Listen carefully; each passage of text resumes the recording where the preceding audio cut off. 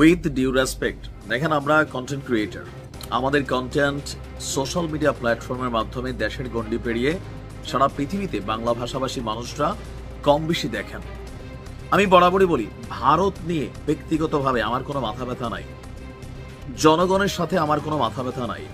আমার যত সমস্যা হচ্ছে বিজেপি সরকার, তাদের পলিসি এবং সীমান্তে আপনাদের যে অবস্থান বা অ্যাক্টিভিটিস, ইভেন বিজেপির কিছু পাগলা এমপি মন্ত্রী যারা বাংলাদেশকে নিয়ে সবসময় কটাক্ষ করে, ছোট করে কথা বলে, সেই জায়গা থেকে আমার মতন অনেকেই ভারতের সরকারের প্রতি বা এদের সহযোগী যারা আছেন তাদের প্রতি আমাদের প্রতিবাদটা সবসময় জারি থাকে।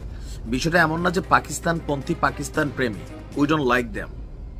আছে বাংলাদেশে কিছু বীজ আছে, সেটা আলাদা, বাট আমরা না, আমরা বাংলাদেশ পন্থী ভাই।